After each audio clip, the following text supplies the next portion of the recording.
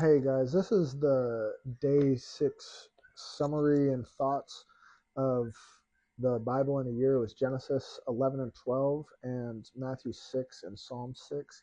So 11 was the Tower of Babel, and uh, I thought that they would go in a little bit more depth about this because they talked about Nimrod for a moment, and then they talked about the Tower of Babel for a moment. But I feel like there's a lot of lore about that, and we really didn't really talk about those two. I'm not sure if Nimrod is coming up later, but his name already got brought up. So and then they listed off descendants, and they just, if you guys listen, that it's just name after name after name, and like each person is hundreds of years old. And I find it interesting that people, like, we're reading the Book of Enoch right now, and people will say like, oh, the validity of Enoch is in question, and yet like we sit here and like there's like 1,000 years at least right here that is made up in just this list of names and generations, and that's 1,000 years of history that passed, and like it feels like nobody even bats an eye about that, which I find is kind of interesting. There's like points of the Bible where I'm reading just generation after generation after generation, and we don't hear anything about those years that are passing, and it's a lot of years. So I'm sure there's books out there about those years too, but it's interesting that it seems like the vast majority of the public, like, if we're reading this book, it seems like we're just kind of okay with that. I don't know. I'm wondering what y'all's thoughts are.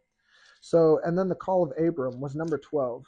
And I said it in the reading just for a moment, but I feel like he could have dealt with the Egypt situation better, Abram.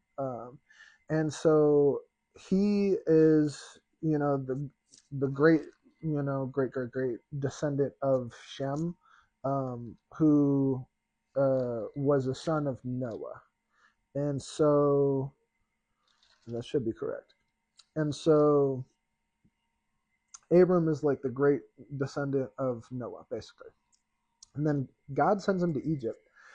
And then he says Sarai, or what his wife's name is, he says, oh, pretend to be my sister. And even though God has said, like, I will protect you, I'm looking after you, go to Egypt and all this stuff. And so he knows that he's like protected by God.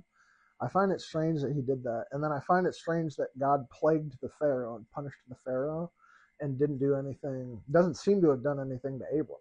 It's like, why did you, it's like not even brought up that he, like, why did you lie to these guys? God bless you. And it might come up here in the next section. I'm not sure. But I just find that interesting. And then we did Matthew 6. And Matthew 6 was, seems like an extension of the Sermon on the Mount.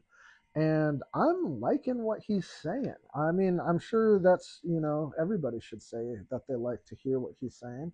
But I liked that he kind of told us what a prayer, like how to pray. He says here the Lord's Prayer, like pray them like this: Our Father who art in heaven, hallowed be thy name.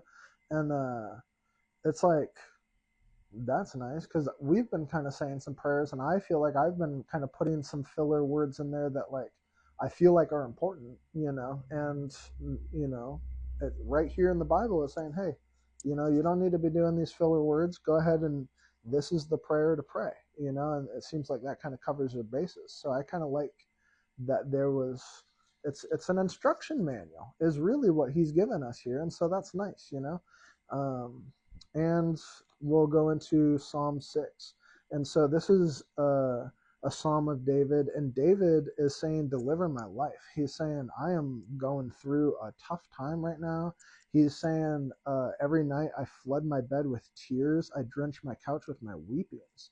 It sounds like he's like in a lot of pain, and he's having a lot of anguish, a lot of, you know, emotions, and a lot of suffering is kind of what it sounds like. And he's like pleading with God to like deliver him from this suffering.